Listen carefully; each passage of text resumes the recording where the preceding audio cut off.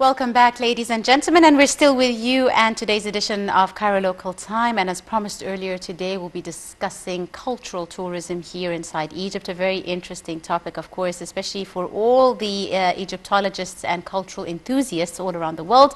And I'm delighted to be joined this afternoon by my guest here in the studio. I'd like to thank you and welcome Mr. Muhammad Zeineddin, the tour guide. Thank you very much, Mr. Muhammad, for joining us. Welcome, ma'am. Right, Mr. Muhammad, I can't start without talking about the latest discovery that was announced in Saqqara. We're talking about 200 new coffins that were recently unearthed in Saqqara necropolis, all dating back to the 27th dynasty, all expected as announced by the Ministry of Antiquities and the Minister of Antiquities, Tourism and Antiquities, to be important coffins of priests as well as people of high ranking in this dynasty. Could you tell us a bit more about the importance of such a discovery and how it plays into the issue of cultural tourism that is ongoing? Because at the end of the day, when you come to visit Egypt, you've seen the pyramids, you've seen the temples, but there's always something new which would encourage you to come back. That's an interesting question to answer it. But if we are talking from the economic point of view, it's going to attract more guests to come to the country because they are going to explore the mystery of those coffins. Yes. But to be honest, we are not going to be allowed to visit it unless or until they already study it. The Egyptologists and archaeologists, they are going to work on it. Yes. And it's going to be like, let's say, it's going to be displayed in Saqqara for a few days And it's going after to the go inauguration, to the Egyptian, and then to the Grand the gem. Egyptian, yes, Yeah, the Grand to the gem. Egyptian Museum. So it's going to have some time until we see it. Yes, but the fact that these new discoveries are being made every couple of days inside Egypt is really the development of cultural tourism in the country. That's, I agree with you about this point. Another thing that it's already all of it made by 100% Egyptian Egyptologists. And this one amazing thing, I'm proud of it. Yes, to have all of the working people who's working on these discoveries, they were from the Egyptian expedition. Indeed. You mentioned, of course, the Grand Egyptian Museum. Work at the Grand Egyptian Museum is almost all complete. We're 95, 96% complete. And an expected grand opening, of course, next year, which was delayed because of the coronavirus pandemic. The Grand Egyptian Museum is expected to be the biggest museum in the world, housing Egyptian cultural artifacts. According to the Ministry of Antiquities, they already finished about 100% of the construction work, and also they finished about 97% of the work of like the displaying work. And they already made according to them also, they made about 107 display box. They already put it in the museum itself according to the scenario that they already worked on it. And Dr. Zai Hawass, the famous Egyptologist, he already donated the scientific material for the catalog of the museum. We are looking forward to see this project. It's going to be, as you mentioned, it's going to be the biggest museum specialized in the ancient Egyptian civilization, which is interesting for everyone. Until now, they already finished moving about 55,000 items from all over Egypt. And how many items are expected to be housed in the gem? In the gem, we are talking about, let's say, 120,000. Wow. But as a beginning, they are going to display only all the artifacts of the young king, King Tutankhamun. Mr. Muhammad, you yourself as a tour guide, I'm sure you've interacted with lots of tourists. Tell me a bit about cultural tourism. Do you get lots of tourists that are very keen to do the whole cultural tourism that come specifically for this issue, to visit all the Egyptian monuments and the ancient Egyptian sites and to see the temples, etc.? Do you get a lot of tourists that are keen to visit these areas? To be honest, mainly my work is about culture tourism. Okay, so you're the best to know, yes. Yes, this is what I do most of the time. We go to the Egyptian Museum, we go to the Museum of Islamic Art, and I started to do a kind of a tour. It's called Night at the Egyptian Museum, like the name of the movie, after they started to open it at night. But because of the coronavirus and what we are facing right now, it's not working now because it's closed at night. Tell me, how do people generally, when it's a first-time visitor, okay, how do they usually react when they see the greatness that they see, whether it's at the Egyptian museum, whether it's at the temples or the pyramids? Tell me their first impression. They act like that. That's what they do. And if it's a second or third time visitor, do they want to visit the same places again? Some of them, yes, and they ask more specific questions about more details about some of the specific monuments. And some of them, they would like to go to a specific place that they didn't go to it before, especially in Saqqara. Of course. Right. Let's talk a bit about some of the historic sites that you believe should be included in the tourist programs. I believe after we made the inauguration of GEM, or the Grand Egyptian Museum, and also we move the royal mummies from the Egyptian Museum in Tahrir Square to the National Museum of Egyptian Civilization. We are going to add extra night to the time that the tourists or our guests they are spending in Cairo. So it's going to add more places such as the Grand Egyptian Museum and also the National Museum of Egyptian Civilization. Right. This is going to be included. Right. And also there's a very interesting area in Old Egypt that brings together the three main religious ancient sites in Egypt and Old Cairo. Could you tell me a bit about this place? And do more and more tourists go visit, or is it more local tourism? It's one of the most attracting places in Egypt and Cairo. In Egypt, for the Egyptian, as for example, for the Christian Egyptians, they go a lot because they call it the seven churches area. It has many churches. Also, it has a synagogue, which is called Ben Ezra Synagogue. Also, it has the oldest mosque in all Africa, not only Egypt, Cairo, Amr ibn al-As Mosque. It's attracting many people to go to visit it. So when lots of tourists visit this area, how do they react to see the three mainstream religions all in one area? What does this mean for them? For them, it's something wonderful, but also it's not only in this area, because there is another area also has the same meaning, which is St. Catherine. Yes. It also has a church, has a synagogue, has a mosque. I'm sorry, the monastery of St. Catherine. Yes, yes. Right. Let's talk a bit about the coronavirus pandemic. Before the pandemic, tourism was going at great. Its peak. Yes, it was at its peak. And then the pandemic happened. And of course, everywhere in the world, not just Egypt, a drop happened in tourism. However, Egypt did work during the pandemic, providing virtual tours and visits of temples and the museum, etc. How do you see the efforts that were done by the government and the Ministry of Tourism and Antiquities to, keep Egyptian cultural tourism on the minds of people, even if it was virtual? If we are talking about what's good to be expected for the next season or the winter season of tourism, I'm going to say I don't have a lot of high expectation, even with all the efforts that made by the authorities, such as making or requiring everyone who's coming to visit the country to make the PCR test before at least, let's say, at most 3 days before 72 hours. Yes. Before coming to the country, and also making the social distance in every site that we visit. For example, the Egyptian Museum in Tahrir Square, they only allow about 200 persons to go inside each hour. So we are working hard on it, but we are not sure about what's coming next because of the coronavirus, because until now we don't have a vaccine for it. Yes. So no one is sure. Hopefully it will come around soon. Let's talk a bit about the winter tourism when it comes to cultural tourism. Al-Qusr and Aswan, very popular destinations during the months of winter. What are your expectations regarding the visits to these areas? If there is no hard wave of coronavirus, I think it would work mainly with the Egyptian and the Arabs. But with the foreigner guests, such as from Europe and from the Latin America, it would be a bit hard for them. Right.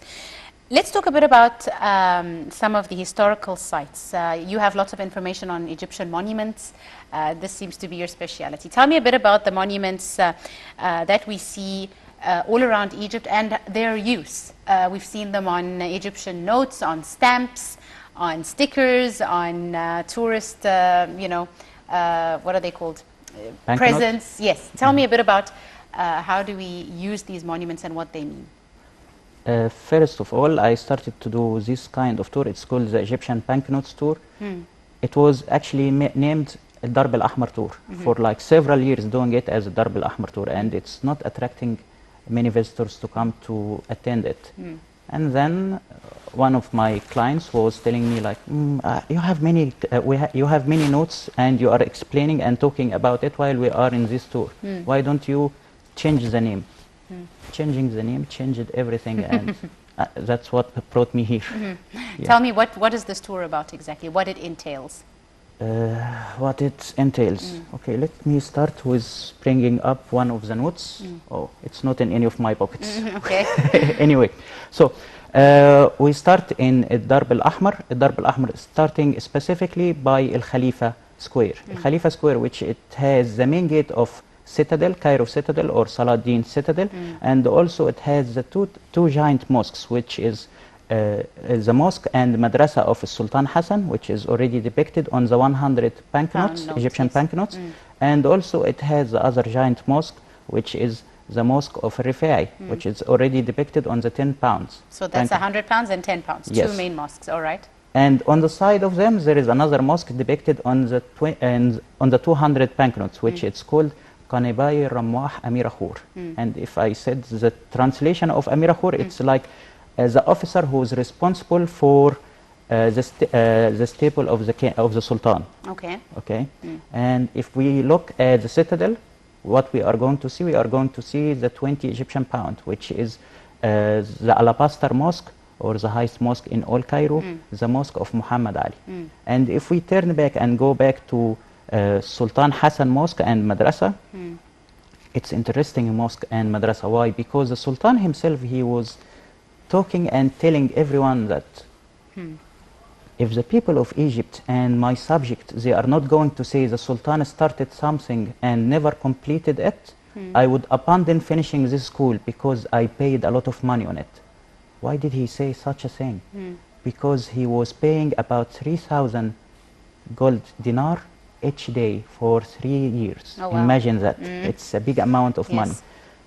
For example, let's see this table.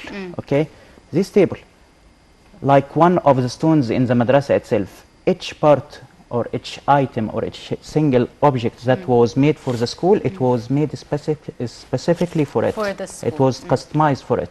It's like the pyramid, and we call it the pyramid of the Muslims, or the pyramid of the Islamic civilization, because one of the travelers, he came to Egypt and he was saying that if the Egyptians, they are proud of having the 3 pyramids of Giza, the Muslims supposed to be proud to have the mosque and madrasa of Sultan Hassan, because it's the pyramid of Islamic culture and civilization. This one thing about it. And even the Sultan himself, he was saying that I'm a Sultan, son of a Sultan, and my grandfather is a Sultan.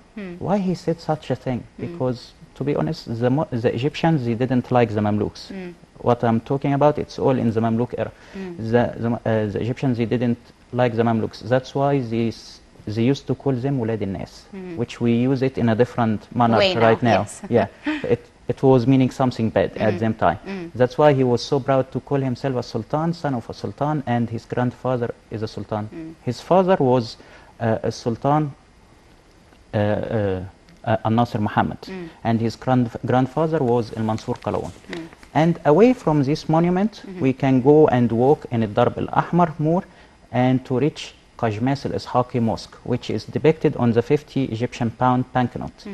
And if you walk around this area and you ask everyone, where is the Mosque of Qajmas al-Ishaqi?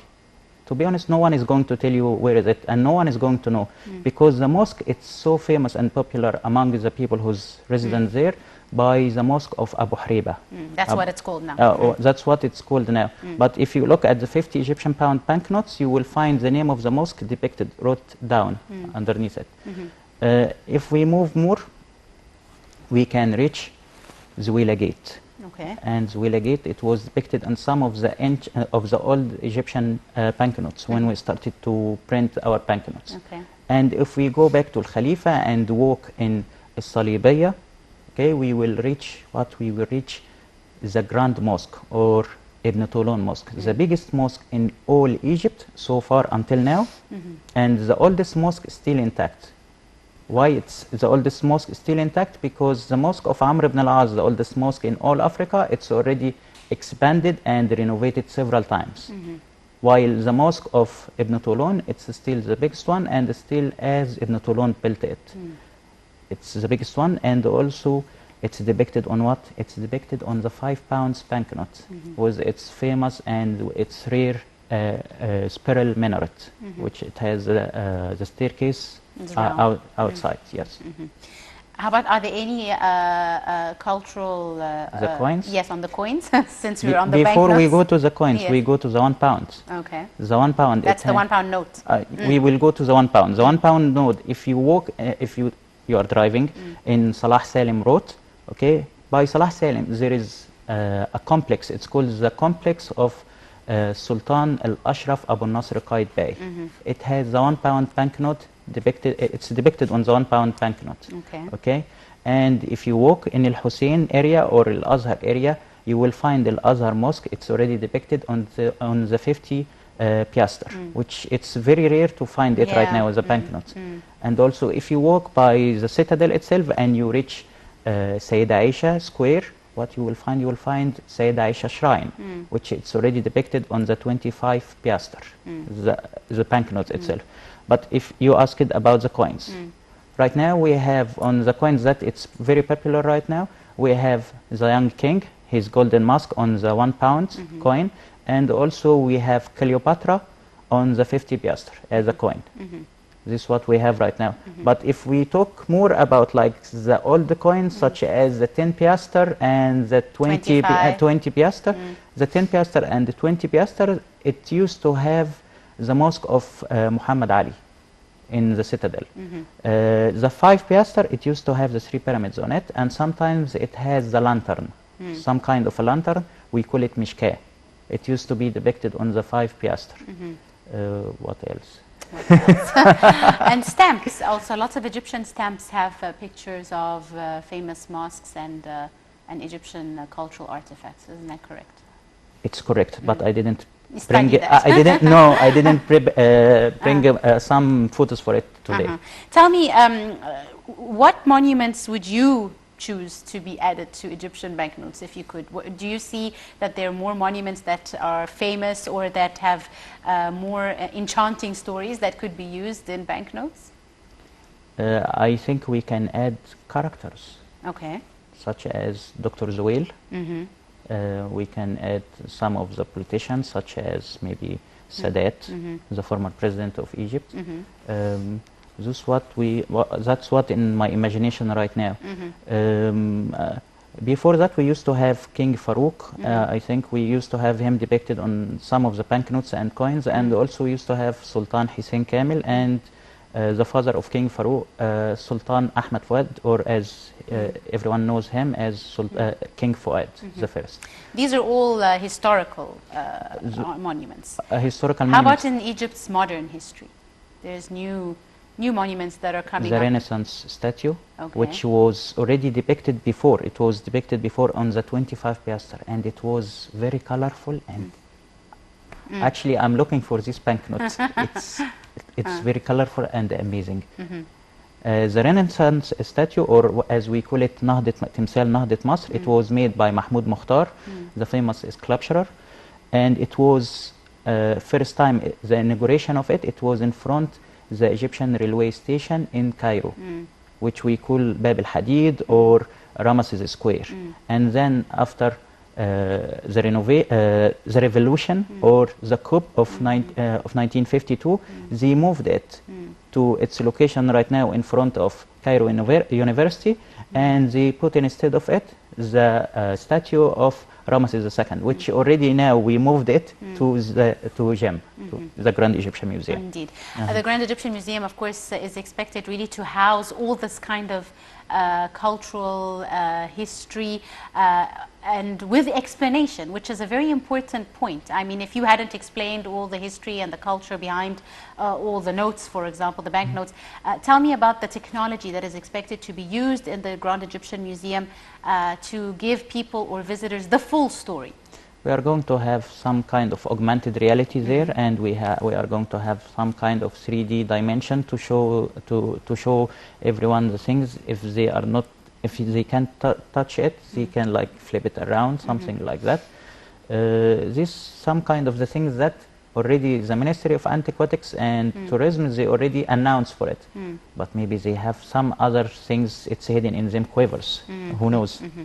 Right, and one final question, if I may, Mr. Muhammad. Now, as you mentioned, the winter season, no one really can predict what is going to happen, but regardless of whatever happens, Egyptian cultural tourism will always be a priority. Lots of people from a very young age study the Egyptian pyramids and the ancient Egyptians from school.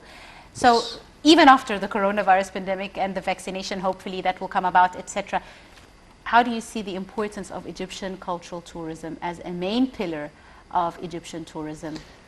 Let's say the government, they started to work on this issue by following what the Louvre Museum and also the British Museum doing, by doing like the augmented reality or the 3D tour, that you can watch some specific monuments online, and even they showed some tours by some of the Egyptologists in the Egyptian Museum and also in the Museum of Islamic Art. So if you can't come to visit the place is going to come to your screen. You can watch it and do whatever you want. There is two amazing things that I'm really happy that the Egyptian government, they started to do lately, which is encouraging the private sector to be like a big partner, or to have more work to do with the government, such as Sharm el-Sheikh Museum. It's a private museum. Yes. But the objects and the items displayed, it's all from the Ministry of Antiquities, which is a good collaboration. Yes, it's something really interesting, and also the development of Giza area, which is already made by a private sector. One more thing, that there is a movie, it's already released lately, it's called The Secrets of Saqqara Tomb, which is really, for me, I'm really proud of it. Why? Because all the people who's depicted in it, they are all Egyptians and they are Egyptologists, and it's my first time to see a documentary about discovery, and all in all it's made by Egyptians, and I hope the ministry, they are going to do more. About the movies, and lately on the Facebook page of the Ministry of Antiquities, they started to release some small videos, clips, which is like about 30 seconds or maybe 5 minutes at most, which they started to show that they are using a lot of experts now, which is really good. It's an excellent marketing strategy. They are moving on, and they started to develop them ways or them tools, which is, I hope they are going to do it more. Yes. Absolutely. I'm afraid that's all the time we have for today. I'd like to thank you very much, Mr. Muhammad Zeineddin, the tour guide. Thank you so much for coming in this afternoon, and for all your insights. Thank you. Thank you so much. So, ladies and gentlemen, that wraps up today's edition of Cairo Local Time. We do hope you have enjoyed it. You were in the company of myself, Angie Meher. Many thanks for joining us.